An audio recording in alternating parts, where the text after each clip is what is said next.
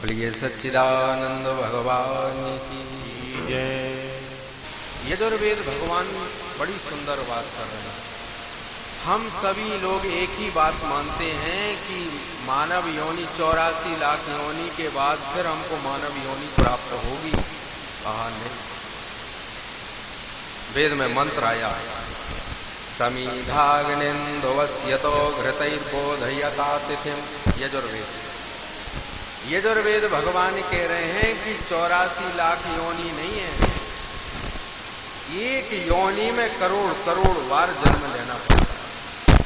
जैसे आपने मच्छर की योनि में जन्म ले लिया, यदि आपकी आयु पूर्ण नहीं हुई और आपकी मृत्यु हो गई तो पुनः आपको मच्छर की योनि में जन्म लेना, क्योंकि जो पाप कर्म हमसे हो गए हैं उनकी निवृत्ति के लिए जब तक जो योनि निश्चित कर दी गई है तब तक वह योनि पूर्ण रूप से आप उस आयु को प्राप्त नहीं कर सकते, तब तक आप मानव योनि प्राप्त कर ही नहीं। इसलिए वेद भगवान ने बड़ी सुंदर बात कही है, कितने वर्ष तक, कितने करोड़ जन्म तक आप पड़े रहो। इसलिए श्रीमद् भागवत पुराणकार भी बड़ी सुंदर बात लिख रहे हैं, कह रहे हैं भाग्योदयेन बहुजन्म समर्जितेनो। बड़े भाग्य, एक जन्म के भाग्य से मानव योनि प्राप्त नहीं हुई, कह रहे भाग्योदयेन बहुजन्म समर्जितेनो। पता नहीं कितने जन्मों के जब भाग्यों का उदय हुआ तब जाकर के हमको मानव योनि प्राप्त हुई। वाल्मीकि रामायणकार भी यही लिख रहे हैं, कह रहे हैं भाग्यम सत्संगमम लभते ज्ञानम।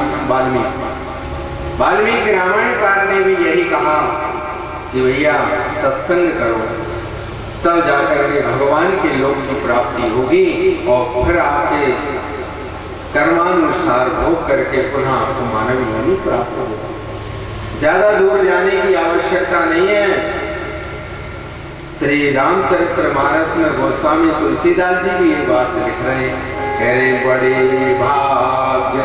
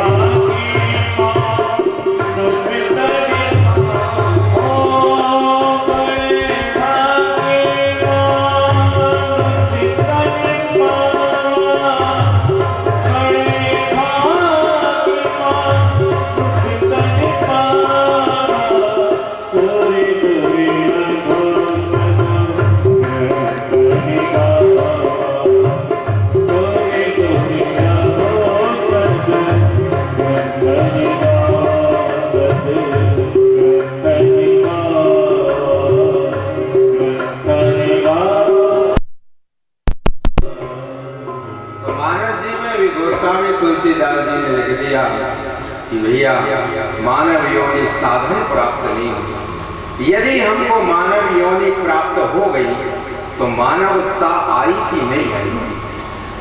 कहा मानवता तो भगवान के मंदिर में जाने से, भगवान की कथा श्रवण करने से, भगवान के नाम के उच्चारण करने से हमारे अंतःकरण में मानवता प्राप्त होगी।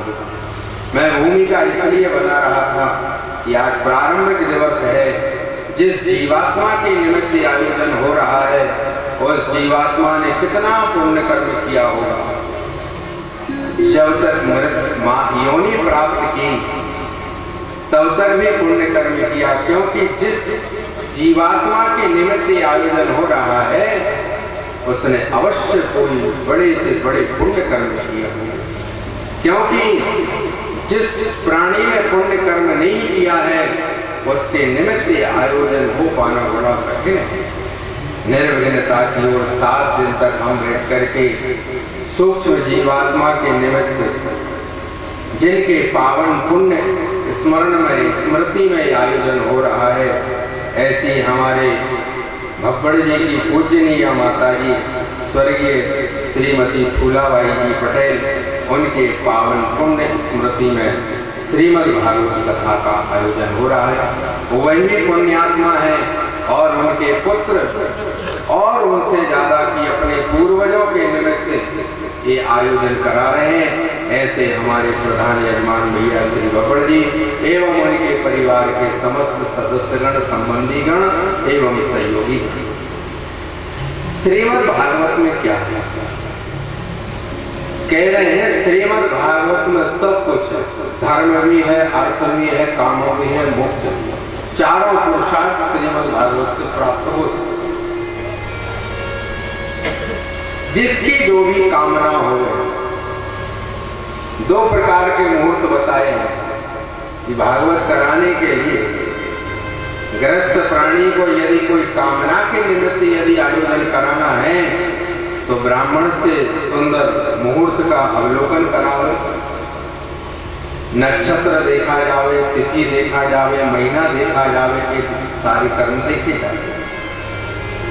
और यदि निष्काम भाव से यदि हमको भगवान की कथा करानी है तो उसमें अल्प मात्र मुहूर्त देख करके, घड़ी देख करके भगवान की कथा का आयोजन कर देना चाहिए।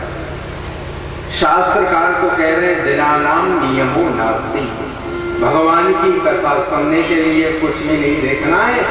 भगवान की कथा पढ़े तब भगवान की कथा सुननी आरंभ कर दें।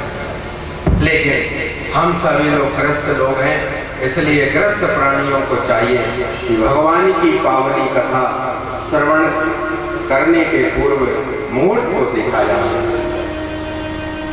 मुहूर्त निश्चित हो जाए तब इस आयोजन को कराया। सत्संग साधारण नहीं है। सत्संग की महिमा वेदों में, पुराणों में, शास्त्रों में, उपनिषदों में, सभी में लिखी हुई है। साधन ये नहीं है कि आप आए और कथा सुनी और उठ करके चले गए। आज प्रारंभिक दिवस से वही व्यक्ति आया है जिसको बड़ी जिज्ञासा है, पहली पंक्ति में वही व्यक्ति बैठता है आकर के जिसको बड़ी तीव्र भूख लगी, और जिसको भूख नहीं होती तो वो बोलता है अभी नहीं, दूसरी पंक्ति में बैठेंगे, कोई बोलेगा शाम को भोजन करेंगे, क्योंकि उसको सुधा है ही नहीं।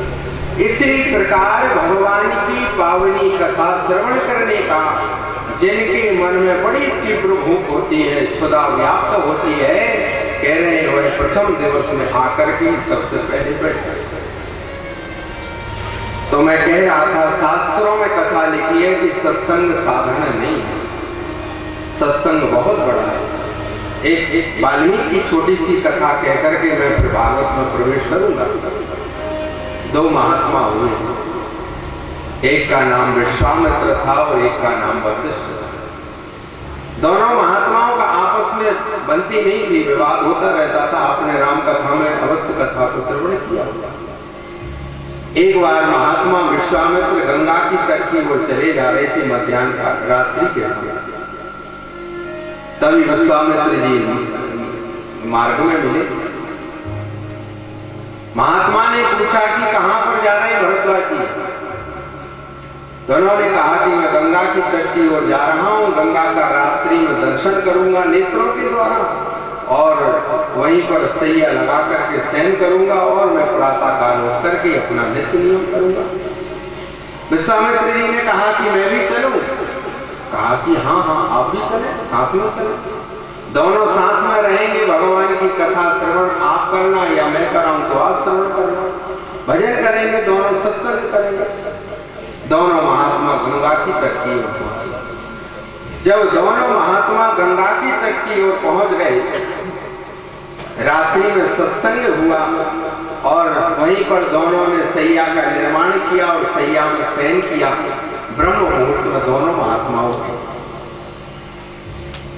जब दोनों महात्मा उठ गए और उठ करके गंगा में स्नान किया, दोनों महात्माओं ने ब्रह्म गायत्री संध्या अग्निहोत्र से वाचन किया। करने के बाद तो वशिष्ठ जी वहीं पर बैठ गए तप करने। विश्वामित्र जी ने कहा कि मैं तो जा रहा हूं सत्संग श्रवण करने के लिए, वशिष्ठ जी ने कहा कि हम दोनों रात्रि में एक साथ में शयन किया, दोनों ने साथ में संध्या की, अग्निहोत्र किया, शिवार्चन किया, लेकिन मैं तब की ओर बैठ रहा हूँ, तो आप सत्संग श्रवण करने क्यों जा रहे हैं? तो वशिष्ठ जी ने कहा कि मैं तो तब की ओर बैठ रहा हूँ, आप भी मेरे साथ में तब करो। विश्वामित्र जी ने कहा कि नहीं, मैं तो सत्संग श्रवण करने जाऊंगा, मैं तो भगवान की पावनी कथा को श्रवण करूंगा, मैं तब की ओर नहीं बैठूंगा। दोनों महात्माओं में विवाद हो गया। वशिष्ठ जी कहें नहीं, तब सर्वोपरि है, विश्वामित्र जी कहें नहीं, तब सर्वोपरि है, वशिष्ठ जी कहें नहीं, सत्संग सर्वोपरि।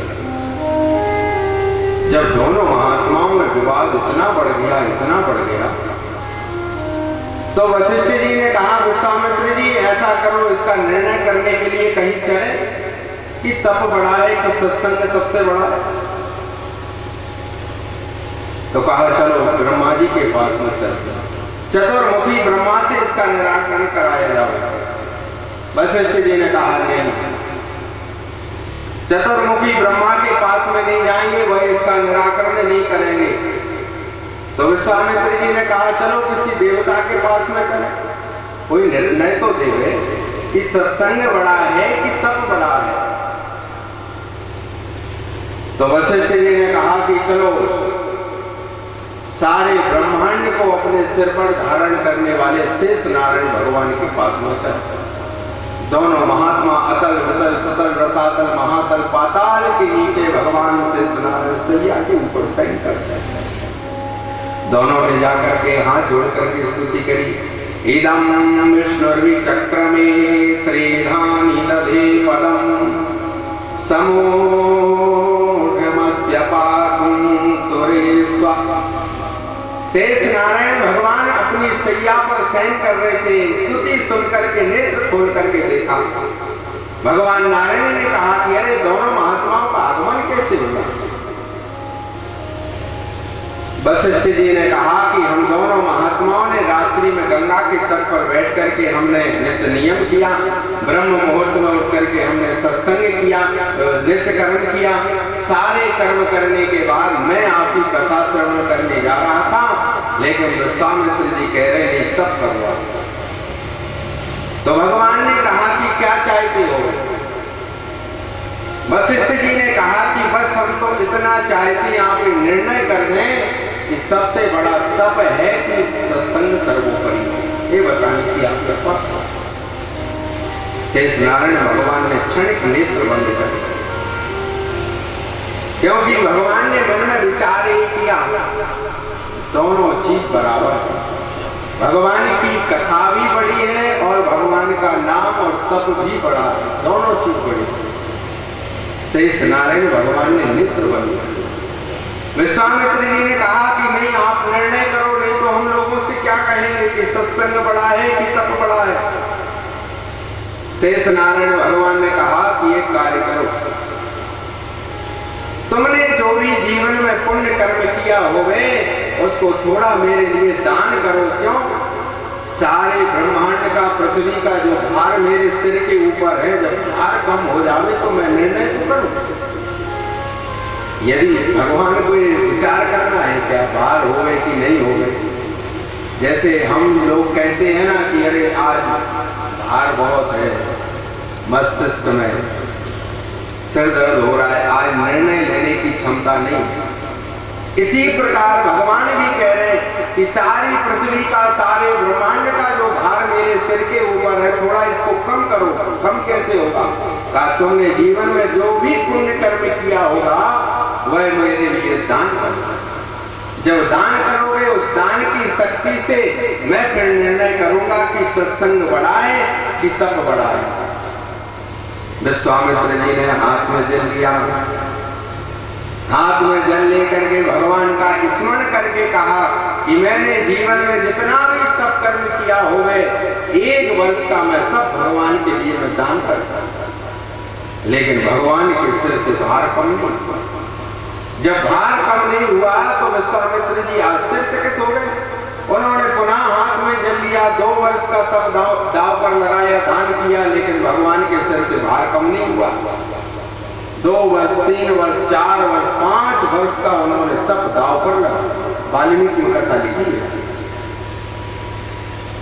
जब राजा जनक की यहाँ पर जब ये सभा चल रही थी, मैं मानस जी में प्रवेश नहीं करना चाह रहा हूँ, वो प्रसंग आ गया इसलिए मैं बता दे रहा हूँ, नहीं तो आप सभी पूज्य आचार्य श्री के श्रोता हैं, नहीं तो पूछें कि महाराज कथा कहाँ लिखी हो, इसलिए प्रमाणित मैं बता देता हूँ कि कथा कहाँ पर। वाल्मीकि में जब ये कथा लिखी, राजा जनक की सभा लगी हुई थी, तभी दोनों महात्मा वहां पर बैठे थे और यही संवाद वहां चलता। तो विश्वामित्र जी ने 5 वर्ष का उन्होंने तप जब दाव पर लगाया, संकल्प बोला और दाव पर दान कर दिया, लेकिन भगवान के सिर से भार कम नहीं था। विश्वामित्र जी ने वशिष्ठ जी की ओर देखा कि हे महात्मा, मैंने अपने 5 वर्ष का मैंने अपना तप दाव पर लगा दिया, आपने कोई पुण्य कर्म किया होवे तो आप भी भगवान के लिए दान करो। तुरंत हाथ में जल लिया महात्मा ने और भगवान का पावन स्मरण किया, संकल्प बोला, पूर्वोच्चारत गुणगण विशेषण विशिष्टायाम शुभ पुण्य तिथौ अमुक गोत्रोत्पन्नो हम अमुको हम। क्या दान में लगाया, क्या तप दान किया? कह रहे हैं सिर्फ आधी घड़ी का सत्संग। वशिष्ठ जी ने कहा कि प्रभु, मैंने जीवन में जो भी आपकी पावनी कथा को श्रवण किया हो गए, उसमें से मात्र आधी घड़ी का मैं सत्संग आपके लिए मैं दान करता हूँ। जैसे ही दान किया, भगवान के सिर से भार कम हो गया, नेत्र खोला।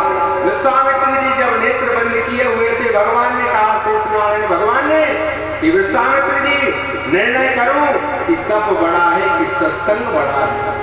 चरणों में गए महात्मा। विश्वामित्र जी ने कहा कि नहीं नहीं प्रभु, मैं जान गया कि तप बड़ा है कि सत्संग बड़ा है।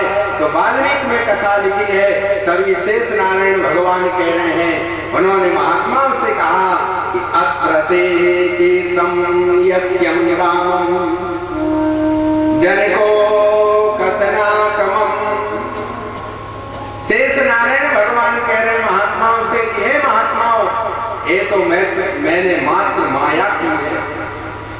भगवान का पावन नाम राम जी का हो गए, जो भी आपके इष्ट हो गए, राम जी हो गए, कृष्ण जी हो गए, जो भी आपके इष्ट हो गए, भगवान का पावन नाम अपनी जिह्वा से जिसने उच्चारण किया और अपनी कानों के द्वारा भगवान की पावनी कथा को श्रवण किया, दोनों बराबर है।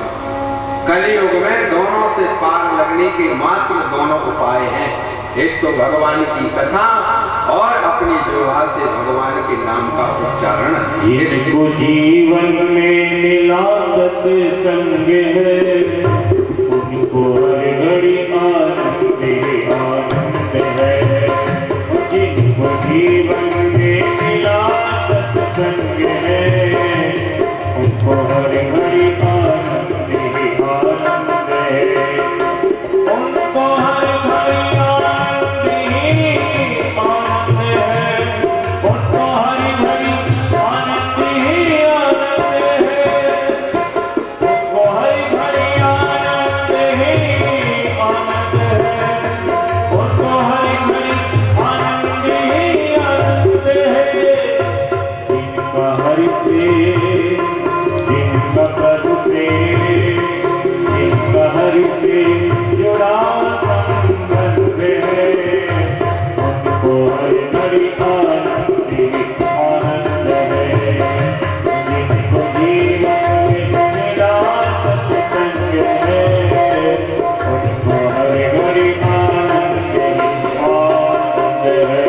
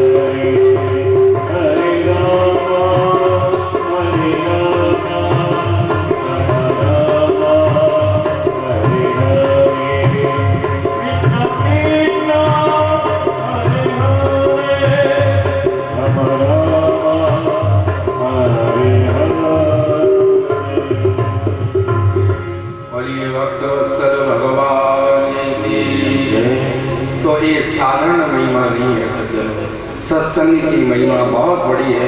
आगे चल करके शौनकादि महात्मा बैठे हुए हैं। सूत भगवान इस कथा को श्रवण करा। सर्वप्रथम कथा का आरंभ हो रहा है।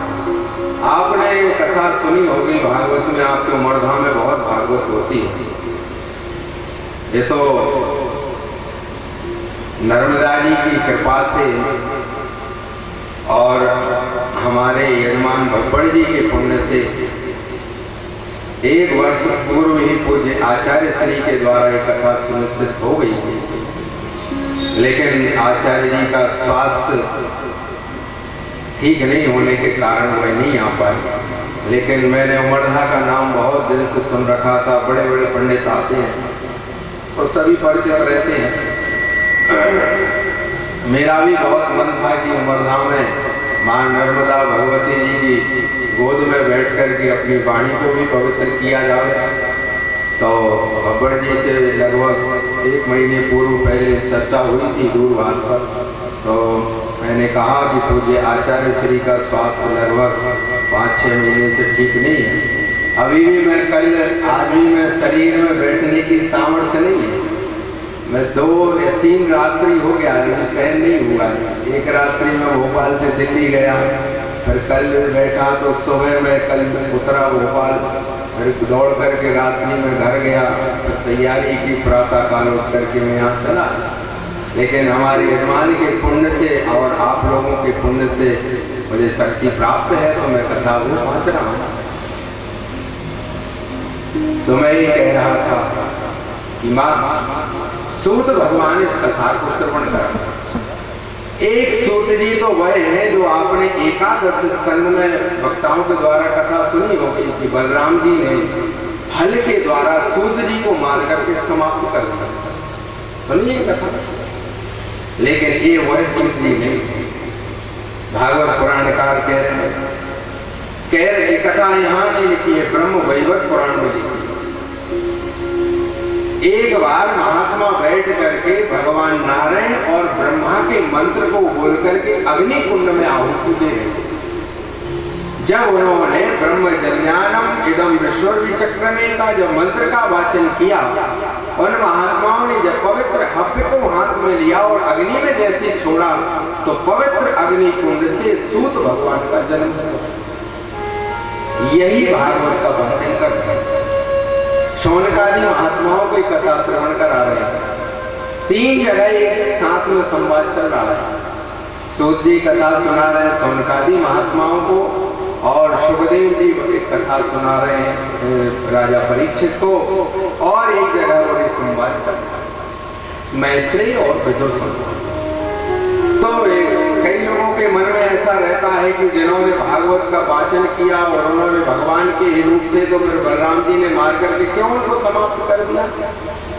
कहा कि वह द्वापर के सूत नाम से उनका जन्म हुआ और वह भगवान के अनन्य भक्त थे।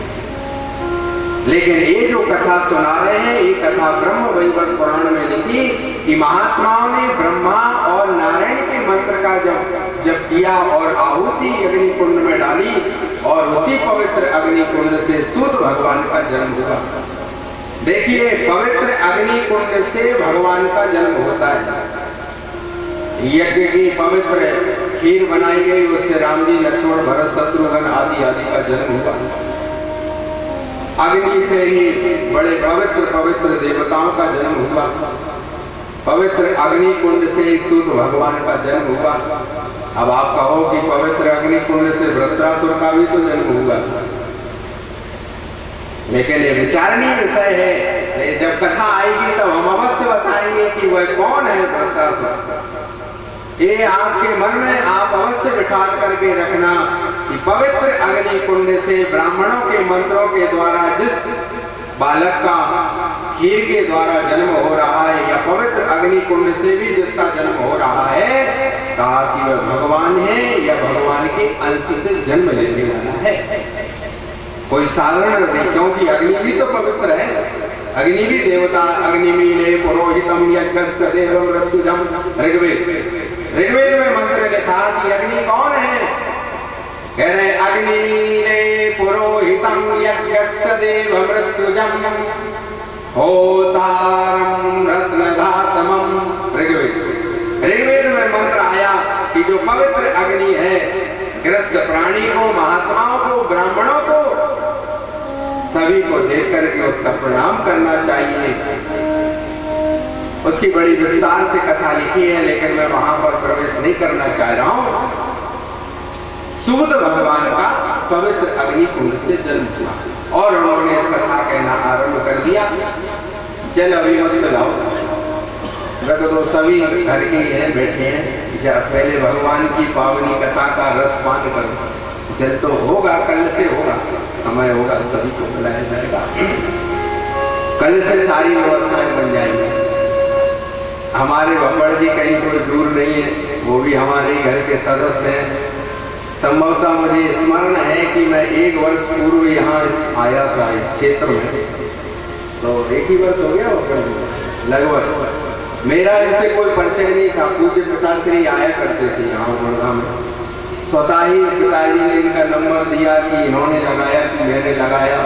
अब भप्पड़ नाम भी मैंने जीवन में पहली बार नाम सुना था। इस पर हम विचार करेंगे कि ये नाम क्यों पड़ा।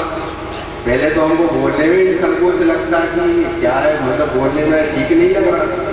होगा होगा, इस क्षेत्र का होगा। तो पूज्य आचार्य जी ने बोला कि भप्पड़ जी के यहाँ चले जाए। तो मन में लगा कि कौन है, क्या है। फिर फोन लगाया, भैया की बात हुई, बोले आप कहीं आया था मैं इस क्षेत्र में, मुझे याद नहीं आया। फिर मैं सलैया आया, यहाँ यज्ञ हो रहा था तो मैं उसका भूमि पूजन कराने आया। तो इनसे बात हुई, फिर मैं इनके घर आया। फिर मैंने घर जाकर के पूछे पिताश्री से पूछा कि इनका नाम है कि क्या है, भप्पड़ क्या है। तो उन्होंने कहा नहीं, उनका कुछ होगा, गोत्र वगैरह होगा। मैं पूछूंगा, मैं पूछ नहीं पाया। 1 वर्ष से मेरे दिमाग में है, पूछूंगा, साथ में रहूंगा। मैं आया 2-3 बार, लेकिन चर्चा नहीं हो पाई समय कम होने के कारण। लेकिन हमारे भप्पड़ जी के यहाँ पर और इनसे हमारा अति स्नेह 1 वर्ष के अंदर अंदर हो। इनकी भाषा शैली और इनके हृदय का जो अंतरंग प्रेम है, पूज्य आचार्य श्री के प्रति, ब्राह्मणों के प्रति जो श्रद्धा है, उसको देख करके मैं बड़ा अभिभूत हुआ। मेरी ये समय कहीं मैंने दे रखा था कथा के लिए, लेकिन बब्बर जी का आग्रह था, तो पिताजी का भी आदेश था कि नहीं तुम वहाँ पर जाओ कथा का वाचन करना, क्योंकि ये पितृपक्ष आ ही रहा है।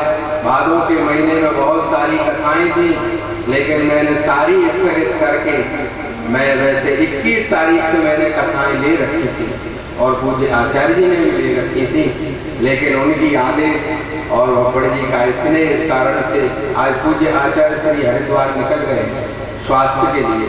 मैं ही साथ में जा रहा था, लेकिन उन्होंने कहा नहीं, प्रेमी है उनके यहाँ जाओ कथा कहना। तो आज सुबह ही फ्लाइट पकड़ करके वो सीधा हरिद्वार गए, कोई उनके यजमान लेकर के गए प्रेमी लोग। मैं यहाँ आप सभी के बीच में आकर के भगवान की कथा का वाचन करने के लिए आ गया। तो सूद भगवान इस कथा को श्रवण करा रहे हैं। शौनक आदि महात्मा इस कथा को बैठ करके श्रवण कर रहे। सबसे प्रथम श्लोक का वाचन किया, सच्चिदानंद रूपाय विश्वोत्पत्त्यादि है तवे, तापत्रय विनाशाय श्री कृष्णाय वयम्। तापत्रय विनाशाय श्री कृष्णाय वयम्। सूत भगवान ने जब इस श्लोक का गायन किया, सच्चिदानंद रूपायो विश्वोत्पत्त्यादि हेतवे तापत्रय विनाशाय श्री कृष्णाय वयम् नमः। शौनकादि महात्माओं ने 88,000 महात्मा हैं, सभी गंगा के तट पर बैठे हैं, सूर्य जी कथा सुना रहे। उन्होंने कहा, प्रश्न किया महात्माओं ने, उन्होंने कहा कि आप ये बताइए, जो लिखा है सच्चिदानंद रूपाय विश्वोत्पत्त्यादि हेतवे तापत्रय विनाशाय, ये तापत्रय विनाशाय क्या है, थोड़ा आप भी बताने की कृपा करो। सूत भगवान कह रहे हैं कि व्यक्ति के हृदय में जो ईर्ष्या, द्वेष, दंभ, पाखंड का जो पाप बन गया है, मन के ऊपर एक आवरण पड़ गया है। हमारा मन भगवान में क्यों नहीं लगता, भगवान की कथा में मन क्यों नहीं लगता? तो सूत जी कह रहे हैं, दैहिक, दैविक, भौतिक जो पाप आपके हृदय में समाहित हो गए हैं, आपके हृदय में ईर्ष्या, द्वेष, दंभ, पाखंड, अहंकार का जो आवरण बन गया है, इस कारण से आपके अंतःकरण में भगवान के प्रति भक्ति, भगवान की कथा सुनने के प्रति रुचि क्यों नहीं होती? कहा इसका कारण मात्र एक ही, कहा हृदय में जो ईर्ष्या है, ईर्ष्या भी एक पाप है, द्वेष भी पाप है, दंभ भी पाप है। तो कह रहे हैं ईर्ष्या, द्वेष, दंभ, पाखंड, अहंकार, अभिमान जो आपके हृदय में आ गया है, ये कैसे समाप्त होगा? तो सूत जी कह रहे हैं, श्री कृष्णाय वयम् नमः। भगवान के चरणों में जब आप अपना मस्तिष्क झुकाएंगे, जब आप उनको प्रणाम निवेदन करेंगे, तब आपके हृदय में जो पाप रूपी आवरण बन गए हैं, एक प्रणाम करने से, भगवान के नाम का जप करने से, जीवा से ये सारे पाप समाप्त होते हैं।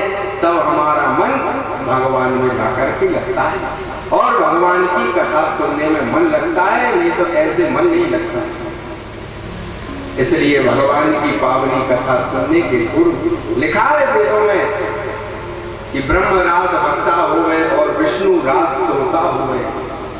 श्रोता और भक्ता की बड़ी विस्तार से व्याख्या लिखी है ब्रह्मांड पुराण में। तो इसी प्रकार सूत भगवान ने कथा सुनानी आरंभ कर दी। शौनकादि महात्माओं ने अनेकों प्रकार के प्रश्न किए, लेकिन सूत जी ने कहा कि इसी प्रसंग में मैं एक कथा और सुनाना चाहता हूँ कि श्रीमद् भागवत से क्या क्या प्राप्त नहीं होता। मैंने बैठते ही कहा था कि श्रीमद् भागवत से सारी कामनाएं पूर्ण हो सकती हैं, जो आपके हृदय में हो गए सब कुछ प्राप्त हो सकता है। इसी प्रसंग को लेकर के सूत भगवान एक उपाख्यान सुनाते जा रहे हैं। कह रहे प्रथा खेद यसी बाले अहो चिंता तुरा कथम श्री कृष्ण चरणाम भोजम स्मर दुखम गमिष्यति। तुंगभद्रा नदी के तट पर एक बड़े सुंदर ब्राह्मण रहते थे जिनका नाम है आत्मदेव। आपने कथा सुनी होगी, मैं संक्षिप्त श्रवण करा करके आगे निकल। तुंगभद्रा नदी के तट पर बैठ करके चारों वेदों का पाठ करने वाले, नित्य संध्या करने वाले, अग्निहोत्र शिवार्चन करने वाले ब्राह्मण रहते थे। कह रहे हैं द्वितीयो भास्करा, जिस प्रकार से सूर्य भगवान के तेज निकलने से व्यक्ति को धूप लगती है या तेज लगता है, इसी प्रकार ब्राह्मण के उस ग्राम में रहने से समस्त प्राणियों को सुख प्राप्त होता था।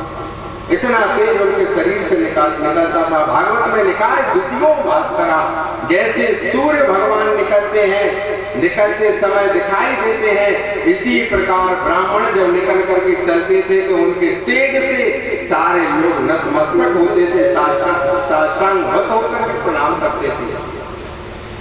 ऐसा ऐसे ब्राह्मण थे। लेकिन जीवन का पूर्व जन्म के पापों के उदय हो जाने के कारण ब्राह्मण दुखी रहे।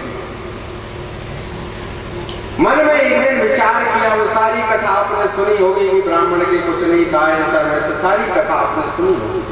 लेकिन एक दिन ब्राह्मण देवता रात्रि के समय सैया के ऊपर शयन कर रहे थे।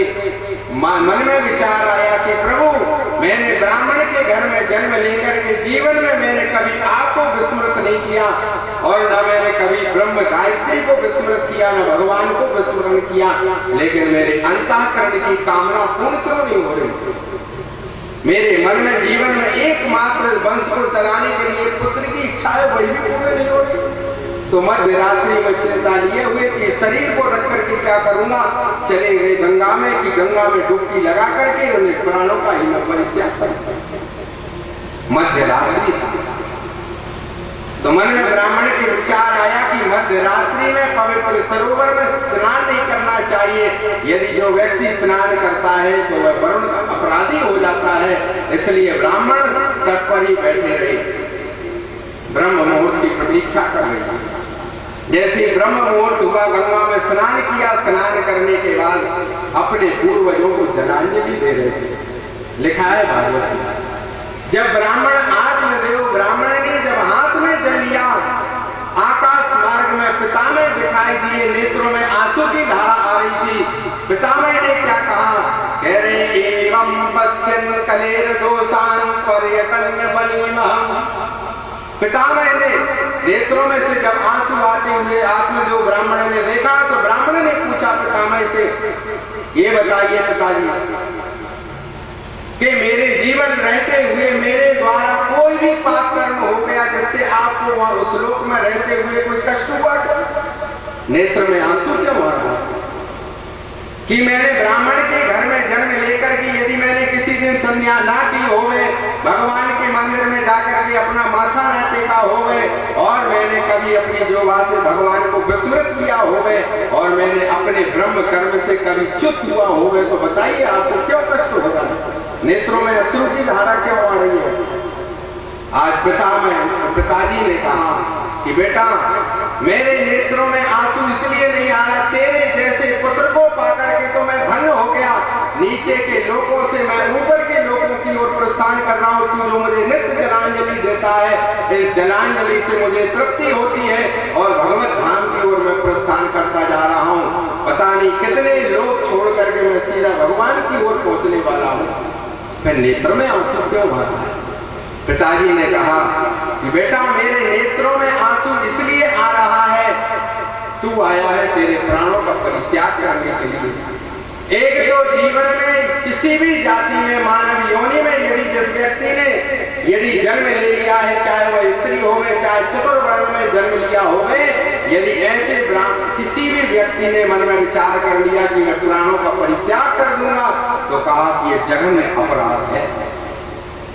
सबसे बड़े अपराध शास्त्र में बताए। एक तो कहा ब्रह्म हत्या, ब्रह्म हत्या की संभवता कथा कल हुई। कहा एक तो है ब्रह्म हत्या और दूसरी है भ्रूण हत्या, चाहे वह किसी भी जाति की होवे, और तीसरी हत्या कहा किसी भी वर्ण में जन्म लेने के बाद यदि व्यक्ति ने व्याकुल होकर के यदि मन में विचार कर लिया कि मैं आत्मदाह कर लूं या आत्महत्या कर लूं, तो कहा कि इससे बड़ा कोई प्रायश्चित है ही नहीं। आत्महत्या बराबर कोई पाप कर्म नहीं है। वेद भगवान बड़ी सुंदर बात कह रहे हैं, यजुर्वेद में लिखा,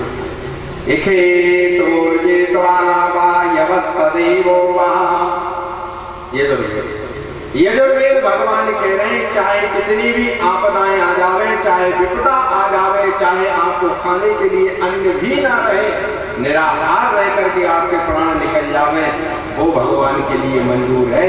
लेकिन आप सांसारिक कर्म में लिप्त होकर के किसी कारणवश यदि आपने आत्महत्या कर ली, तो भगवान कह रहे हैं इससे मैं नहीं बचा पाऊंगा। ना कोई ब्राह्मण बचा सकता, ना कोई पुण्य कर्म तुमको बचा सकता। इसलिए पिताजी कह रहे हैं नेत्रों में आंसू भर करके कि हे आत्मदेव ब्राह्मण, तूने ब्राह्मण के घर में जन्म लेकर के तूने बड़े यथोचित कर्म किए हैं। तेरे कर्म से, तेरी जलांजलि से मुझे बड़ी प्रसन्नता होती है, लेकिन मेरे नेत्रों में आंसू इसलिए आ रहा है कि तू तो आया है अपनी प्राण दान कर हत्या करने के लिए, लेकिन जब तेरे प्राण निकल जाएंगे तो अब इस वंश में कोई जल देने वाला नहीं रहेगा। बस इस कारण से मेरे नेत्रों में आंसू आ रहा है।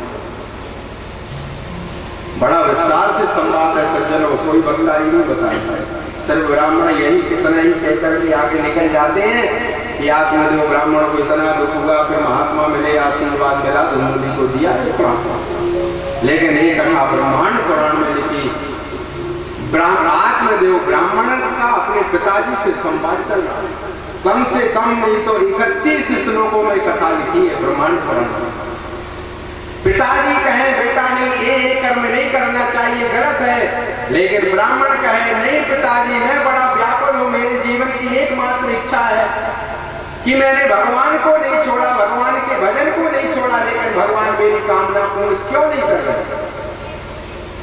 पिताजी कह रहे हैं आप लोग भी मन में कभी विचार करते होंगे, बड़े बड़े साधु संत महात्मा जब अस्वस्थ हो जावे, बड़े बड़े भयंकर रोगों से ग्रसित हो जावे, तो मन में विचार करते हैं व्यक्ति कि देखो हम लोगों से तो पाप कर्म हो ही जाता है, उस कारण से शरीर में रोग आ जाते हैं, लेकिन बड़े बड़े महात्मा भजनानंदी व्यक्तियों को क्यों इतने बड़े बड़े रोग भेजते हैं। आज वही पिता कह रहे हैं आत्मदेव ब्राह्मण से, ब्रह्मांड पुराण में कथा लिखी, वही कह रहे हैं बेटा 2 प्रकार के रूप हैं। एक आज थोड़ी कठिन कथा हो जावे तो बता देना हमको कि थोड़ी कठिन हो रही है, तो हम कल से थोड़ा नीचे आ जाएंगे, और यदि ज्यादा नीचे हो गए तो आज देखो प्रारंभिक दिवस है, पहले दिन तो परिचय होता है, क्षेत्र हमारे लिए नया है, पहले दिन परिचय होता है। कुछ लोग तो इसलिए आते हैं श्रोता की नया पंडित आया, चलो देखते कैसा है, तो फिर कल लाएंगे। और पता भी ये सोचता है पता नहीं श्रोता किस लेवल का है, कहाँ से। अब हम थोड़ा ऊपर भी चले जाते हैं, थोड़ा नीचे भी आ जाते हैं, लेकिन लग रहा है कि आप सभी लोग शुद्ध श्रोता हैं, थोड़ा गहराई को जानने वाले हैं, और लगे कि हाँ कहीं कठिन हो रहा है तो हम कल से सरल, और सरल होगा तो थोड़ा और कठिन। घर की बात है, पंडित भी घर का है और श्रोता भी सभी घर ही के हैं। तो पिताजी कह रहे हैं ब्रह्मांड पुराण का एक कथा लिखा है। ब्रह्मांड पुराण में एक कथा ब्रह्मा जी अपने पुत्र नारद को कथा सुना। पितामह ने कहा ब्रह्मा जी ने अपने पुत्र नारद से कि बेटा शरीर का 2 रूप है, एक आत्मा का रूप है और एक शरीर का रूप है। पता नहीं करोड़ जन्म के जो पाप कर्म है उस योनि में तुमको कष्ट देगा। आत्मा का धर्म अलग है, शरीर का धर्म अलग है। आत्मा से यदि कोई त्रुटि होगी, कोई पाप कर्म होगा, कोई व्यतिक्रम होगा, तो वह दुख परमात्मा को, और शरीर से जो भी कर्म होंगे, पुण्य होगा तो शरीर हृष्ट-पुष्ट होगा, रोग समाप्त होंगे, और कोई भी जीवन में पाप कर्म हो गया, किसी का धन हमने छीन लिया, किसी के हिस्से का हमने खा लिया, उससे बड़े बड़े भयंकर रोग हमको ग्रसित करता है।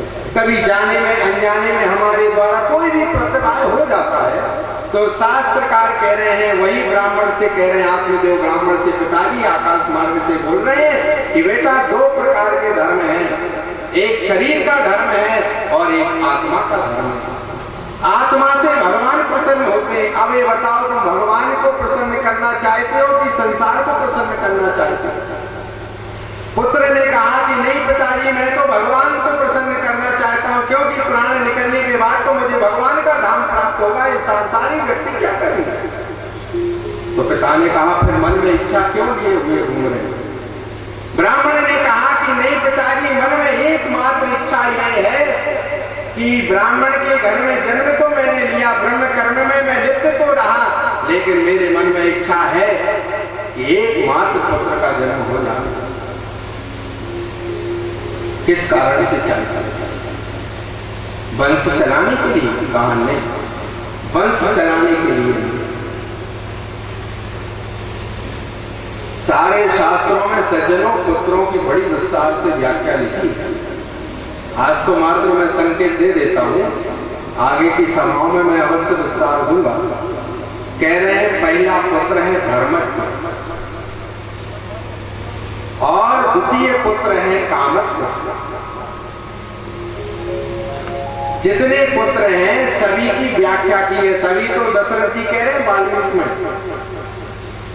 दशरथ जी ने कहा सभी देवताओं से, महात्माओं से कि जब मेरे यहाँ पर जब पुत्रों का जन्म नहीं हुआ तो महात्माओं ने कहा कितने पुत्र चाहिए? कह रहे हैं धर्मज पुत्रो। ये नहीं कहा कि मुझे भगवान चाहिए और पुत्र चाहिए, कैसा चाहिए? कहा नहीं, वाल्मीकि में कथा लिखी है। कह रहे हैं धर्मज्ञो पुत्रो पितरो देवार्चनम। चौथी पंक्ति में दशरथ जी ने कहा कि वंशायाम वृद्धिं कृत्वा। वाल्मीकि में तो दशरथ जी कह रहे हैं कि हे महात्मा देवताओं, मुझे धर्मज्ञ पुत्र चाहिए। ये नहीं कहा कि मुझे एक चाहिए कि चार चाहिए कि 15 चाहिए, नहीं, मात्र कहा कि धर्मज्ञ पुत्रो। मुझे प्रभु हे महात्माओं, मेरे बस एक ही इच्छा है कि मुझे धर्मज्ञ पुत्र चाहिए। क्यों? कहा यदि उसका जन्म हो गया तो जन्म होने से मेरे घर में पूर्वजों का और देवताओं का अर्चन बंधन होता रहेगा, बस ये कामना मेरी है। तो 3 पुत्र और क्यों? बड़ी विस्तार से कथा है वाल्मीकि। तो देवता जब सभी प्रसन्न हो गए, कहा कि जब इतने पुत्र होंगे तो वह कौन से कहलाएंगे? तो दशरथ जी हाथ जोड़े बैठे हुए कहा कि ये हम नहीं जानते कौन कौन से होंगे, लेकिन मेरी मन में इच्छा यही है कि मुझे धर्मज्ञ पुत्र चाहिए। यही वह पिताजी अपने पुत्र से कह रहे हैं, आत्मदेव ब्राह्मण से, कि बेटा यदि तेरे हृदय में कामना है, इच्छा है, तो महात्मा के चरणों में जाओ, जाकर के वहां पर गिरना और महात्मा से कहना कि मुझे मात्र धर्मज्ञ पुत्र चाहिए। पहला पुत्र धर्मज्ञ। पिता की आज्ञा पाकर के आत्मदेव ब्राह्मण को तब महात्मा मिले। भागवत में तो मात्र इतना लिखा है कि अपना माथा पटक पटक करके रोने लगे तो महात्मा दूरी पर दिखाई दिए, लेकिन ब्रह्मांड पुराण में कथा लिखी कि उन्हीं पिताजी के पुत्र के पुण्य कर्म से जब पिता भगवान के धाम में पहुंच गए तो पिता ने भगवान से कहा कि मेरे पुत्र के हृदय में दुख है, आप उसकी कामना पूर्ण करो। तब पिता की प्रार्थना से भगवान प्रसन्न हुए। तब भगवान ने कृपा महात्मा के ऊपर की। नहीं तो एकांत में बैठे थे आत्मदेव ब्राह्मण, एकांत में जंगल में कहां से महात्मा चले आ जाएंगे? तो भगवान की कृपा से महात्मा आए। महात्मा को देखा, देख करके चरणों में निवेदन वंदन आदि कर्म किया। महात्मा ने कहा कि सप्तते जन्मनि। महात्मा ने परीक्षण किया कि हे आत्मदेव ब्राह्मण, मैंने तेरी मस्तिष्क की सारी रेखाओं को पढ़ लिया। तेरे इस जन्म में तो क्या 7 जन्म में संतान सुख नहीं है? चरणों में गिर गया। चरणों में गिर करके आत्मदेव ब्राह्मण ने कहा कि मेरे जैसा अभागी कोई व्यक्ति हो नहीं सकता। मैंने जीवन में भगवान का सानिध्य नहीं छोड़ा, न मैंने भगवान को विस्मृत किया, लेकिन मेरी एकमात्र कामना जो है वह पूर्ण नहीं हो रही। तो महात्मा ने कहा कि मैं अवश्य कृपा कर सकता हूँ, प्रसन्न कृपा से फल दिया। कहा ले जाकर के स्त्री को देना और देकर के कुछ व्रत बताया कि ये व्रत का पालन करना, बड़े सुंदर पुत्र का जन्म होगा। ला करके ब्राह्मण देवता ने अपनी स्त्री को फल दिया। देने के बाद ब्राह्मण तो ग्राम में में चले गए सभी को बताने कि मेरे यहाँ पर भी बड़े सुंदर पुत्र का जन्म होगा। और यहाँ पर धुंधली ने वह फल अपनी बहन को दे दिया। वो सारी कथा आपको पता है।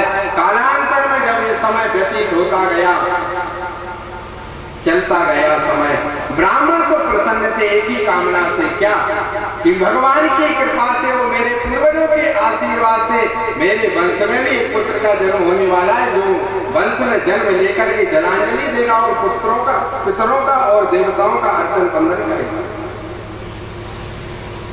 एक दिन जब उसी की बहन आई, धुंधली ने सारा वृत्तांत सुनाया कि पता नहीं ये पतिदेव गए थे कहां से फल लेकर के आ गए थे, मैंने फल का भक्षण कर लिया, मेरे यहाँ पर पुत्र का जन्म होने वाला है। तो बहन ने कहा कि तुम चिंता मत करो, मैं गर्भवती हूँ, मेरे यहाँ पर पुत्र का जन्म होने वाला है, मैं तुमको ला करके दे। कालांतर में जब समय व्यतीत हुआ, पुत्र के जन्म होने का समय आ गया, ब्राह्मण बड़े प्रसन्न हुए कि मेरे घर में पुत्र का जन्म होने वाला है। मध्य रात्रि के समय जैसी पुत्र की रुदन की आवाज आई, प्रसन्न हो गए। यदि पृष्ठस्तया वाले प्रेमता श्रवणम कुरु, जैसी रुदन की आवाज सुनी ब्राह्मण ने प्रेम से प्रसन्न हो गए और गए जाकर के दासी से कहा कि मुझे पुत्र को दिखाओ। पुत्र को देखा, ब्राह्मणों को बुलाया, स्वस्ति वाचन कर्म कराया, ब्राह्मणों को बड़ी सुंदर स्वर्ण मुद्राएं दी, आभूषण दिया, दक्षिणा दी, गायों का दान भी। जब गायों का दान कर दिया तो स्त्री ने आकर के कहा पतिदेव से कि भगवान की कृपा से तो पुत्र का जन्म हो गया, लेकिन हृदय से दुख की धारा नहीं। ब्राह्मण बड़ी दुखी कि चौथे पन में मेरे यहाँ पर पुत्र का जन्म हुआ और वही स्त्री के हृदय से दुख की धारा नहीं निकल गई। तो स्त्री ने कहा कि मेरी बहन के यहाँ पर भी एक पुत्र का जन्म हुआ था, यदि आपकी इच्छा हो गई तो मैं उसको बुला लूं, उसका पुत्र समाप्त हो गया, वो पालन पोषण करेगी। कहा ठीक है देवी बुला लो। बुलाया, पालन पोषण हुआ। कालांतर में समय व्यतीत होता गया। 3 महीने बाद उस गाय के यहाँ पर भी बड़े सुंदर पुत्र का जन्म हुआ। ब्राह्मण बड़े प्रसन्न। गाय की पवित्र कुक्षी से जिसका जन्म हुआ है वह साक्षात ही नारायण के अंश से जन्म लेकर गया। क्योंकि वेद भगवान कह रहे हैं अग्निमीने पुरोहितम यज्ञस्य देव मृत्युजम का 2 स्थान बड़े पवित्र हैं। कौन कौन का? एक तो अग्नि और दूसरा पवित्र गाय की कुक्षी। भगवान कह रहे हैं मैं यदि जन्म लूंगा तो सबसे पहले मैं अग्नि के अंदर आऊंगा, और यदि अग्नि के अंदर ना आया तो मैं गाय की कुक्षी के अंदर आऊंगा। विस्तार से व्याख्या। पवित्र गाय की कुक्षी से जब गोकर्ण जी का जन्म हो गया, ब्राह्मण बड़े प्रसन्न हो गए। मैं आज संकेत देता जा रहा हूं, आप स्मरण रखना, आगे आने वाली सभाओं में मैं अवश्य विस्तार दूंगा, क्योंकि वो कथाएं इसलिए मैं पुष्ट करना चाहता हूं। आपने कथाएं महात्मा की बहुत सुनी है, आत्मदेव ब्राह्मण की है, आदि आदि धुनुकारी की सारी कथाएं सुनी, लेकिन ये क्यों हुआ, कारण क्या है? कथा का रहस्य वही तो कह रहे हैं। राजा परीक्षित, उन्होंने सुखदेव भगवान से कहा कि प्रभु हमको आपका वेदांत नहीं सुनना है, मम कर्म रसायनम। ऐसी कथा हम जानते हैं कि आप वेदज्ञ हैं, सारे वेदांत को जानने वाले हैं, लेकिन हम तो अल्पज्ञ हैं, अल्पज्ञानी हैं। ऐसी कथा सुनाना मम कर्म रसायनम, जो हमारे कानों में प्रिय लगे और हमारे अंतःकरण में हृदय में उतरे, ऐसी कथा आपको सुना। आत्मदेव ब्राह्मण जब मन में बड़े प्रसन्न हुए, जब गाय की पवित्र कुक्षी से कैसी आकृति दिखाई दे रही, कह रहे सारा शरीर मानव की तरह है, मात्र कान उसके गाय की तरह दिखाई दे रहे थे। कहा चलो आज नामकरण संस्कार कर दिया जाए। जब नामकरण संस्कार करने लगे, कहा कि पवित्र गाय की कुक्षी से जिस पुत्र का जन्म हुआ है, गाय के कान की तरह इसके कान होने के कारण मैं इसका नाम गोकर्ण रखता हूँ। बोलिए गोकर्ण भगवान की। आत्मदेव ने कहा कि मेरा नाम आत्मदेव है, इसलिए मैं अपने पुत्र का नाम ब्रह्मदेव रखूंगा। बड़ी कुटिला स्वभाव की स्त्री थी, उसने कहा कि अच्छा 9 महीने कष्ट सहन मैंने किया, पुत्र का जन्म मैंने किया, तुम अपने नाम के ऊपर नाम कैसे पुत्र का रखोगे? मेरा नाम धुंधली है, इसलिए उस पुत्र का नाम धुंधुकारी होगा।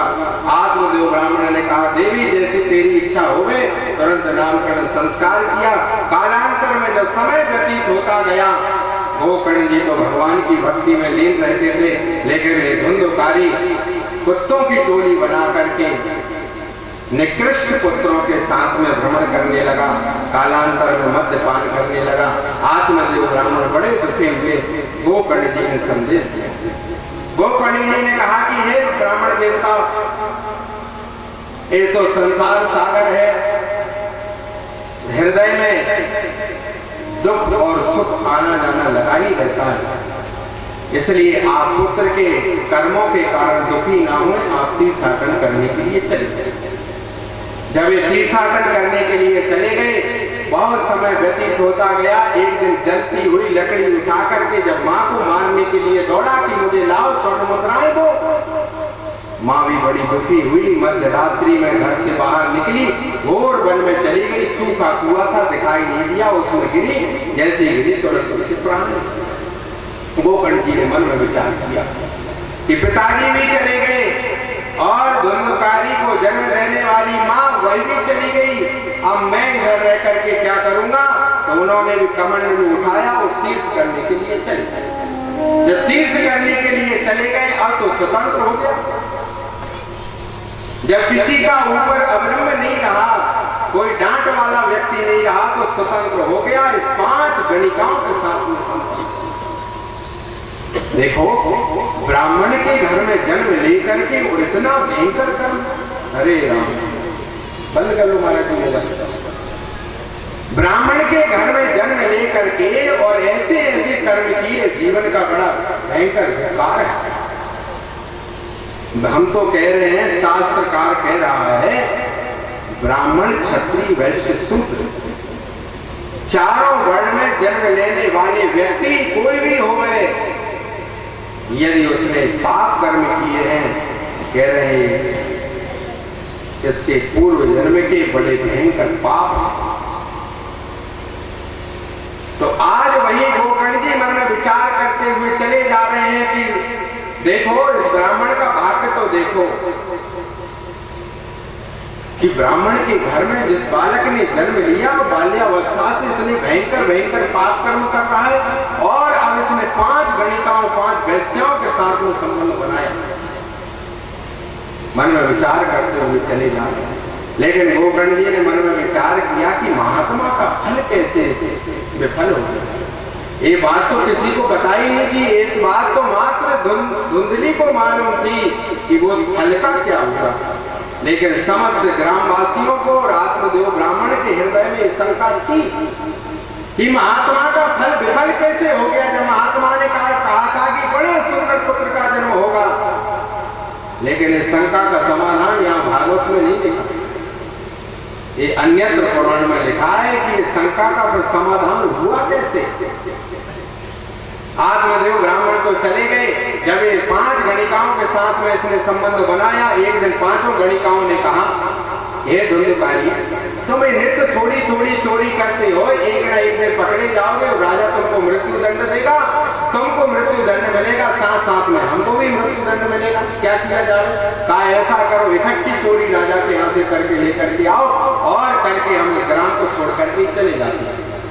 धुंधकारी गया, रात्रि में जाकर के उसने राजा के यहाँ पर बड़ी भयंकर चोरी की और बड़ी सुंदर सुंदर स्वर्ण मुद्राएं लेकर के आया। जब स्वर्ण मुद्राएं लेकर के आ गया, रात्रि के समय उन गणिकाओं को स्वर्ण मुद्राएं दी, तो 5 गणिकाओं ने मन में विचार ही किया, एक न एक दिन पकड़ा जाएगा, इसको प्राण दंड मिलेगा तो हमको भी प्राप्त होगा, क्या किया जाए।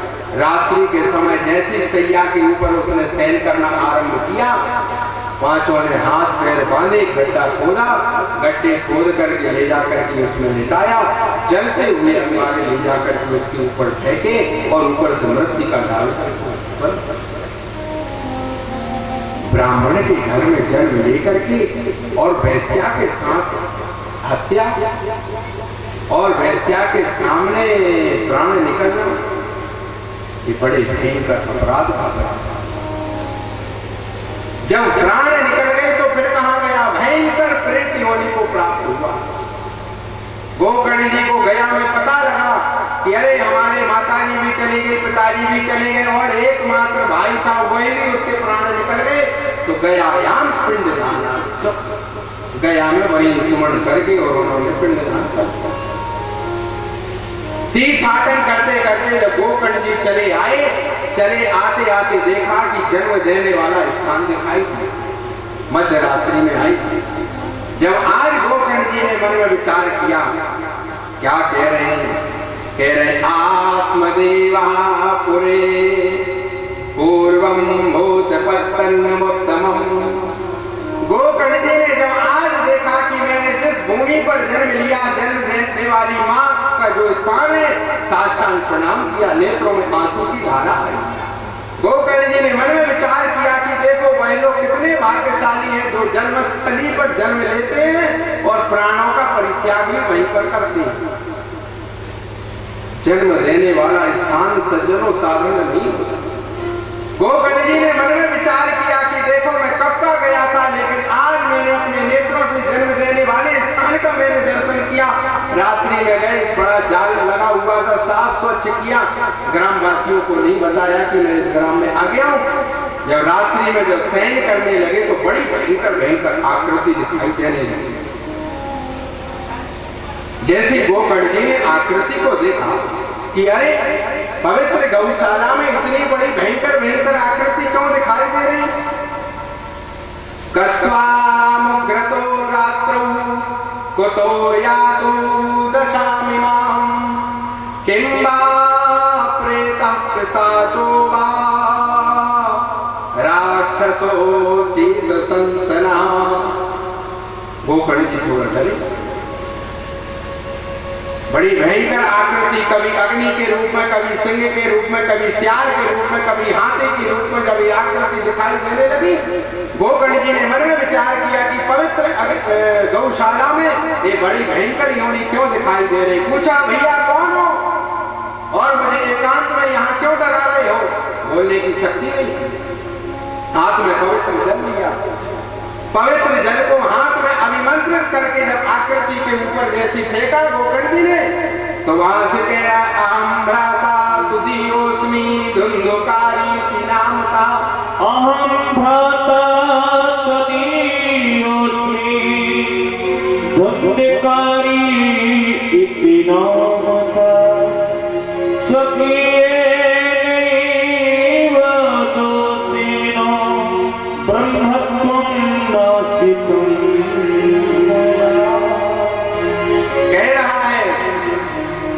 कह रहा है अहम भ्राता तुदीयोस्मि, हे भैया मैं तुम्हारा ही भाई हूँ, मेरा नाम धुंधुकारी है। गोकर्ण जी ने कहा कि अरे तुम इतनी बड़ी भयंकर योनि में कैसे? मैं तो गया में तुम्हारा पिंड भी कर करके आ गया हूँ। क्या कह रहा है? देखो विचारणीय विषय है। लोग कहते हैं गया में जाने से क्या होता है।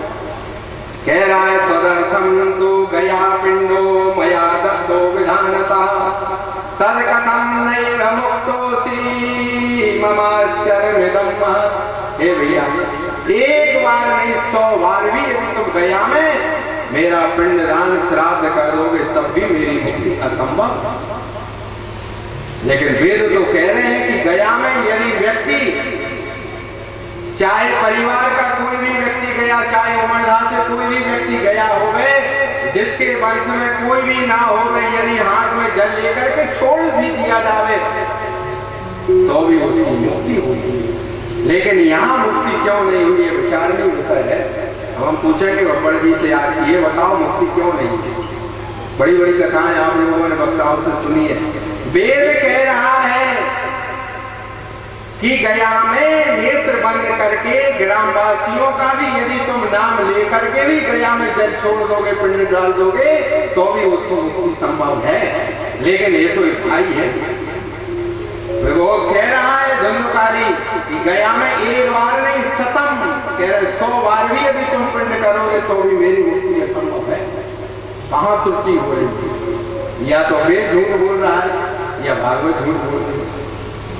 बात सत्य क्या है, इसके निष्कर्ष के निचोड़ पर जाना संभव है कि बात यथार्थ क्या है कि गोकर्ण जी जैसे व्यक्ति ने जब वहां पिंड किया, साधारण पुरुष नहीं है गोकर्ण जी, भगवान के ही अंश से पवित्र गाय की कुक्षी भगवान के ही अंशावतार हैं। कह रहे जिन्होंने अपने हाथ में पवित्र पिंड को लिया होवे और छोड़ दिया, फिर भी अपने भाई का उद्धार क्यों नहीं किया? तो आत्मदेव ने यहाँ पूछा गोकर्ण जी ने कि भैया ये बताओ किस कारण से तुम इतनी भयंकर योनि को प्राप्त हो गए? तो धुंधकारी ने कहा भैया मैं तो बड़े भयंकर पापों में लिप्त हो गया था। मेरे जब प्राण निकले तो उस समय प्राण निकलते समय वैश्या के संसर्ग साथ में आने से संबंध में आ जाने के कारण उनकी द्वारा मेरी हत्या हुई और मेरे में शक्ति नहीं थी, ना बोलने की ना जलपान करने की कोई शक्ति नहीं थी। लेकिन तुमने जो अभी जल अभिमंत्रित करके मेरे ऊपर फेंका, उस फेंकने से मेरे हृदय में मात्र शक्ति बोलने की आई। भैया कोई उपाय करो, बड़ा भयंकर कष्ट मेरे शरीर में हो रहा है। यदि मुझे जल की इच्छा होती है तो मैं जलपान नहीं कर पा रहा हूँ, यदि मुझे क्षुधा व्याप्त हो रही है तो मैं अन्न ग्रहण नहीं कर पा रहा हूँ, कोई अवश्य उपाय करो, आपके पास में उपाय होगा। गोकर्ण जी ने कहा चलो अभी तो तुम जाओ, प्रातः काल होते हुए हम मन में विचार करेंगे और समस्त ग्रामवासी ब्राह्मण देवताओं से पूछेंगे, तब हम निर्णय लेंगे कि क्या तुम्हारे लिए उपाय किया जावे और क्या उपाय नहीं किया जावे। प्रातः काल हुआ, सारे ग्रामवासियों को मालूम पड़ा कि अरे गोकर्ण जी आए हुए हैं। सारे ग्रामवासी आ गए, ब्राह्मण देवता भी आ गए। ब्राह्मणों से गोकर्ण जी ने पूछा कि भैया बताओ मेरा भाई बड़ी भयंकर योनि में चला गया, उसके लिए कोई उपाय है कि नहीं है? ब्राह्मणों ने हाथ जोड़ करके कहा अरे गोकर्ण जी आपके बराबर कोई ज्ञानी हो सकता है क्या? हम तो आपके सामने अल्पज्ञ हैं, हम कुछ नहीं बता सकते, आप ही बताइए। तो आज गोकर्ण भगवान हाथ में जल लेकर के सूर्य भगवान को अर्घ दे रहे थे। या तो सूर्य भगवान को श्री हनुमान जी रोक पाए, या लिखा है ब्रह्मांड पुराण में, या फिर गोकर्ण जी रोक पाए। हाथ में जब जल लिया, सूर्य भगवान को निकलते हुए देखते जा रहे हैं और हाथ में जल ले रहे हैं। सूर्य भगवान को अर्घ क्यों देते हैं हम लोग? जो भी मंत्र बोला जाता है कि हमारे शरीर में जो भी रोग हो गए, सारे रोगों के देवता हैं सूर्य भगवान, सारे रोग समाप्त हो गए और हमारे परिवार में किसी को बड़े भयंकर रोग ना लगे। तो व्यक्ति जो मन में भाव ऐसा लेकर के जब सूर्य भगवान को अर्घ देता है, तो आज गोकर्ण जी हाथ में जल लिए हुए सूर्य भगवान को अर्घ दे रहे थे। कृष्णेन रजसा वर्तमानो निवेशयन् नमतं मृत्युञ्च हिरण्येन सविता रथेना देवो जाति भुवनानि पश्यन्। जब सूर्य भगवान नहीं रुके तो गोकर्ण जी ने हाथ में जल लिए हुए पुनः निवेदन किया, ये सूर्य भगवान मैं जानता हूं कि आपकी गति को कोई नहीं रोक सकता है, या तो श्री हनुमान जी ने रोका था या बस मैं निवेदन मात्र कर सकता हूँ। ये बताओ मेरा भाई बड़ी भयंकर योनि से मुक्ति को प्राप्त कैसे होगा? तब सूर्य भगवान खड़े एक कथा लिखी है ब्रह्मांड पुराण में। ब्रह्मांड पुराणकार कह रहे हैं तब सूर्य भगवान ने आदेश दिया कि गोकर्ण जी तुम्हारे भाई का मात्र एक उपाय है कि श्रीमद् भागवतम वाचनम, यदि तुम भागवत का पारायण करोगे तो तुम्हारे भाई की मुक्ति संभव। सूर्य भगवान का वाक्य लेकर के तुरंत गोकर्ण जी ने भागवत कहना आरंभ किया और देखा एक सूखा बांस था, क्योंकि जहां पर धर्म का आयोजन होता है सज्जनों, वहां पर पापी व्यक्ति नहीं आते। शांत शास्त्रकार कह रहे हैं धर्म के कार्य में बड़े विघ्न हैं। यदि आप भजन में जावे रात्रि जागरण में तो कहो जूते में से भी आपको कांटा लग जाएगा। कथा सुनने जाओ तो बड़े बड़े विघ्न आवे, कहो मेहमान आ जावे उसी समय 2 बजे। अब वो यजमान मन में विचार कर रहा है कि हम कथा में जाने बैठे, ये मेहमानों को भी अभी आना और श्रेयांशी बहु विघ्न आवे। तो तभी कहो खेत पर रहने वाले नौकर फोन कर दे महाराज धान में रोग लगने वाला, अभी तुरंत दवाई लगना है। तो विघ्न आया कि नहीं आया? तो शास्त्रकार कह रहे हैं श्रेयांशी बहु विघ्नानि। भगवान के कार्य में, भगवान के भजन में, भगवान की कथा में बड़े से बड़े विघ्न आते हैं। क्यों? उस शरीर में ग्रस्त प्राणी के शरीर में इतने बड़े बड़े पाप समाहित हैं, वह पाप उसको रोकते हैं। क्योंकि यदि इसने पुण्य कर्म कर लिया तो पवित्र हो जाएगा, सारे पाप निकल करके कहाँ जाएगा। तो इसी प्रकार जब वायु रूप में इधर उधर उड़ने लगा, एक बांस का छिद्र दिखाई दिया, उस छिद्र में जाकर के बैठा। पहले दिन पहली ग्रंथि, द्वितीय दिन द्वितीय, तृतीय चतुर्थ पंच करके जब सप्तम दिवस की कथा होने लगी पूर्ण, श्रावणा मासे गोकर्ण कथा मुचे तथा पुनः सप्तरात्रवती भूयम श्रवणम तई कृतम पुनः। 7 दिन की कथा श्रवण करने के बाद ऐसा सुंदर रूप धारण करके और प्रकट हुआ, गोकर्ण जी के चरणों में प्रणाम करने लगा। कथा समाप्त यज्ञातम श्रूयताम तच्च नारद। जैसे दिव्य रूप में प्रकट हुआ तो गोकर्ण जी ने पूछा, वासी हो, हम कौन हो तुम भैया? हाथ जोड़ करके कहा, पहचाना नहीं? कहा कि नहीं। कहा, मैं आपका ही भाई बिंदुपारी हूं। कहा, अरे इतने दिव्य रूप में? कहा कि हाँ, ये इतनी सुंदर जो पावनी कथा को मैंने श्रवण किया है, इससे मैं तुरंत दिव्य रूप में देवताओं के रूप में प्रकट हुआ, और ये देखो भगवान का विमान मुझे लेने के लिए आया है। अभी तुम्हारे सामने विमान में बैठ करके मैं भगवान की धाम की ओर प्रस्थान करूंगा। देखते देखते एक चमकती हुई बिजली पृथ्वी से लेकर के आकाश मार्ग की ओर गई, वह सब वहीं पर पड़ा और प्राण निकल करके भगवान की धाम की ओर प्रस्थान कर। सारे देव श्रोता बैठे थे। सारे श्रोताओं ने प्रश्न किया कि गोकर्ण जी, ये बताइए, आपके भाई ने भी कथा श्रवण करी और हमने भी श्रवण की, मात्र उद्धार तुम्हारे भाई का हुआ, हम लोगों का उद्धार क्यों नहीं? हमारे लिए भगवान का विमान लेने के लिए क्यों नहीं आया?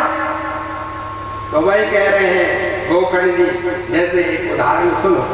जैसे यहाँ पर कोई बैठ कुछ औषधियां बतावे कि भैया शुगर की औषधि ये है और बीपी की औषधि ये है, तो जिस श्रोता को जो बीमारी होगी उसी औषधि को बड़े ध्यान से श्रवण करेगा। तो गोकर्ण जी कह रहे हैं, भैया इतने भयंकर कष्ट में था, इतने भयंकर कष्ट में मेरा भाई था, उसने भगवान की कथा को श्रवण किया, मनन किया और निधि ध्यान करके भगवान की धाम में चला गया। तुमने मात्र भगवान की कथा को तो सुना है, लेकिन उसका मनन नहीं किया, चिंतन नहीं किया, इसलिए उद्धार तुम्हारा असंभव है। जब सारे श्रोता पुनः रोदन करने लगे, कहा कि नहीं नहीं गोकर्ण जी, देखो पवित्र गाय की कुक्षी से जन्म लेने वाले गोकर्ण जी के द्वारा उद्धार कैसे होगा? ये सारण ग्रंथ नहीं है, ये भागवत नाचने गाने की नहीं है, या राधे राधे राधे जय श्री राधे नाचने गाने का ग्रंथ नहीं है। आप लोग जब घर में पढ़ते होंगे तो अंतिम अध्याय में लिखा रहता है कि परमहंस संहितायाम प्रथमोध्याय समाप्ता। आप लोग घर में देखते होंगे हर अध्याय में लिखा रहता है परमहंसो संहितायाम का, एक महात्माओं की नहीं, बड़े से बड़े परमहंसों की संहिता है। इसलिए श्रीमद् भागवत की कथा सज्जनों साधारण नहीं है, इसका श्रवण करना चाहिए। बड़े से बड़े पापों से मुक्ति दिलाने वाला है और बड़े से बड़े भय से बचाने वाला भी है और बड़े से बड़ी आपदा से बचाने वाला भी श्रीमद् भागवत की कथा है। साधारण ग्रंथ नहीं है, आजकल हो गया है साधारण। श्रीमद् भागवत की कथा प्रश्नोत्तरी है, इसमें सारे प्रश्न लिखे हैं सज्जनों, ये बात जान लेना। भागवत का वाचन वही कर सकता है जिसने सारे पुराणों का अध्ययन किया हो। क्यों? यहाँ तो सिर्फ मात्र प्रश्न कर रहे हैं, उत्तर तो आपको कहीं और ढूंढना पड़ेगा। यहाँ तो बस पूछा जा रहा है कि महाराज ऐसा क्यों हो रहा है, ऐसा क्यों, ये बताने की आप कृपा करो। उत्तर तो कहीं ना कहीं ढूंढना पड़ेगा, इसलिए उत्तर आपको 17 पुराणों में देखना पड़ेगा, 4 वेदों में देखना पड़ेगा और 6 ही शास्त्रों में देखना पड़ेंगे और उपनिषदों में देखना पड़ेगा। ये प्रमाणित हो रहा है कि नहीं हो रहा है? मैंने एक संकेत छोड़ दिया है कि गया में पिंडदान करने से भी उद्धार क्यों नहीं हुआ। जब भागवत की कथा सुना करके गोकर्ण जी ने धुंधुकारी का उद्धार कर दिया, तो पिंड में श्राद्ध करने से क्यों उद्धार नहीं कर पाए? ये शंका है, सबकी शंका है, आने वाली सभा में बताएंगे। लेकिन समस्त श्रोताओं ने जब निवेदन किया कि नहीं नहीं गोकर्ण जी, हमको भी भगवान के धाम में जाना है, तो पुनः उन्होंने कथा आरंभ की। 7 दिन उन्होंने फिर कथा सुनाई। ये कथा ब्रह्म वैवर्त पुराण में लिखी है कि गोकर्ण जी ने 14 दिन तक की कथा सुनाई। 7 दिन कथा सुनाई जिसमें अपने भाई का उद्धार कराया, और 7 दिन कथा सुनाई। समस्त ग्रामवासी कथा सुनी। सभी के लिए एक एक विमान आया। सारा श्रोता समुदाय एक एक विमान में बैठा और सीधा का सीधा भगवान की धाम की ओर प्रस्थान कर। श्रीमद् भागवत की कथा सज्जनों साधारण नहीं है, बड़े से बड़े भय को मिटाने वाली है, बड़े से बड़े रोगों को समाप्त करने वाली है। इसलिए श्रीमद् भागवत की कथा का एक वक्ता सुना रहे थे, हालांकि वो ठीक है दृष्टांत के उससे सुना रहे थे।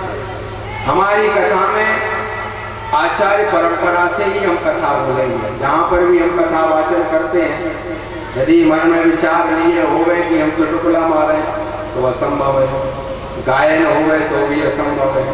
मात्र आचार्य परंपरा से जो निर्वहन हमारा हो रहा है, जो कथा हमारी परंपरा है, कथा अनुसार ही हम आपको कथा सुनाएंगे।